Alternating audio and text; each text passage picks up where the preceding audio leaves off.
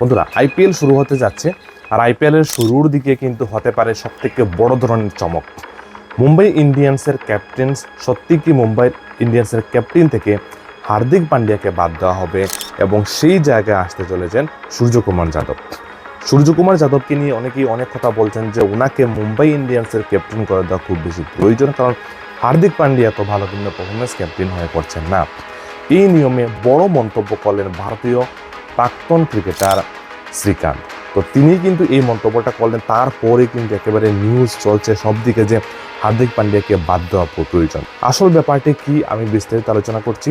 সম্প্রতি এক আলোচনায় শ্রীকান্ত স্পষ্ট এটা জানিয়েছেন যে মুম্বাই ইন্ডিয়ান্সের মতো যে বড় দল, সেই দলের শুধু ক্যাপ্টেন্স হলেই চলবে না, তার পারফরমেন্স দেওয়াটা ক্যাপ্টেন হয়ে খুব বেশি প্রয়োজন, যেটা হার্দিক পান্ডিয়া করতে পারছেন না। সত্যি কি পরিবর্তন হতে চলছে এটা আমরা জানবো।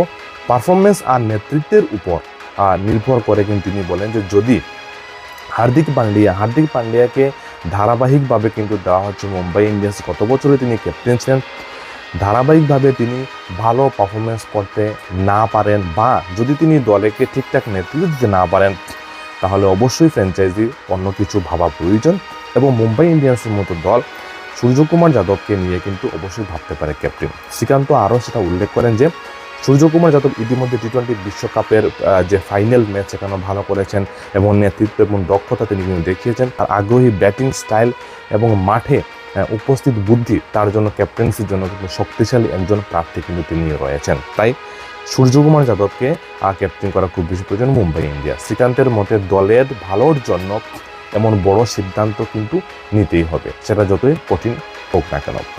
তাহলে কি সত্যিই কি আমরা বদল দেখছি মুম্বাই ইন্ডিয়ান্স হার্দিক পান্ডিয়াকে বাদ দিয়ে তারা কি করতে পারে সূর্যকুমার যাদবকে ক্যাপ্টেন? এটা সময় বলবে। তবে নিউজ চলছে, মানে প্রত্যেকটা নিউজ পেপার যদি আপনি দেখেন তো এটাই চলছে যে হার্দিক পান্ডিয়াকে বাদ দিয়ে সূর্যকুমারকে ক্যাপ্টেন করাটা খুব বেশি প্রয়োজন। আমারও মতামত যে সূর্যকুমার অবশ্যই তিনি এই সিরিজটা খুব ভালো খেলেছেন, বিশ্বকাপে খুব ভালো খেলেছেন এবং ভারত জয়ী হয়েছে, তার ক্যাপ্টেন্সি খুব ভালো এবং ফর্মও কিন্তু রয়েছে। তাই এটা ভাবতে পারে মুম্বাই ইন্ডিয়ান্স। তবে আপনার মতামত অবশ্যই কমেন্টে লিখে দেবেন। না ভিডিও ভালো লাগলে লাইক এবং ফলো করে সঙ্গে থাকবেন। Thank you so much.